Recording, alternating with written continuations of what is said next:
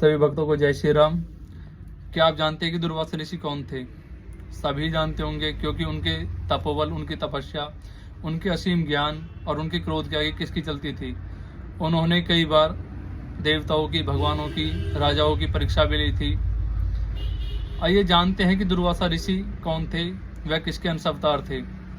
शिव महापुराण के अनुसार एक बार ब्रह्मदेव और भगवान विष्णु के बीच में विवाद चल रहा था, जिसे देखकर भगवान शंकर बहुत ज्यादा क्रोधित हो गए और उनका क्रोध उग्र रूप लेकर बाहर आने लगा। तो माता पार्वती उनसे वंदना करते कि प्रभु, आपका यह क्रोध उग्र हो रहा है, इसे सहना बहुत कठिन है। तो भगवान शंकर सृष्टि का संतुलन बनाए रखने के लिए उस उग्र क्रोध को ऋषि अत्रि की पत्नी अनसुया के गर्भ में स्थापित कर देते हैं, जिसके बाद ऋषि दुर्वासा का जन्म होता है। दुर्वासा ऋषि जन्म से ही भगवान शिव की भक्ति में विलीन हो जाते हैं, क्योंकि वे शिवांश थे। शिव के 8वें अवतार वो माने जाते हैं। एक पौराणिक कथा के अनुसार एक बार ऋषि दुर्वासा ने इंद्रदेव को पारिजात माला भेंट की।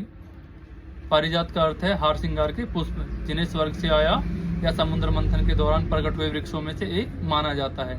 तो इंद्रदेव ने वह माला अपने ऐरावत हाथी के गले में पहना दी और ऐरावत ने उसे फेंक दिया। तो इससे दुर्वासा ऋषि को क्रोध आया और उन्होंने इंद्रदेव को श्रीहीन होने का श्राप दिया। श्रीहीन होने का अर्थ है अपने पद से विमुख हो जाना या हीन हो जाना, या अपने प्रभाव को खो देना, अपनी शक्तियों को खो देना।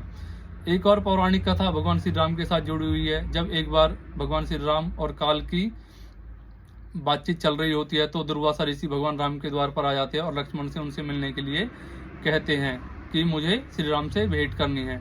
तो लक्ष्मण उन्हें द्वार पर ही रोक लेते हैं। यही कारण था कि लक्ष्मण अपने वचन को तोड़ देते हैं और उन्हें सरयू में जल समाधि लेनी पड़ती है। एक और पौराणिक कथा भगवान श्री कृष्ण से जुड़ी हुई है।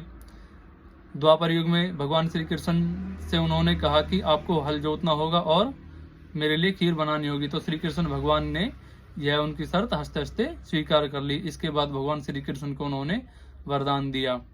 भगवान दुर्वासा को शिव का 8वां अंश माना जाता है, 8वां रुद्र अवतार माना जाता है। वह अत्यधिक क्रोध और असीम ज्ञान और असीम तपस्या या तपोबल से भरे हुए थे, जिन्होंने सृष्टि पर संतुलन बनाए रखने के लिए जन्म लिया। उन्होंने दैत्यों और शत्रुओं का नाश किया और कई बार देवताओं की भी परीक्षा ली। यही कहानी शिव अवतार शिवांश 8वें शिवांश ऋषि दुर्वासा की है।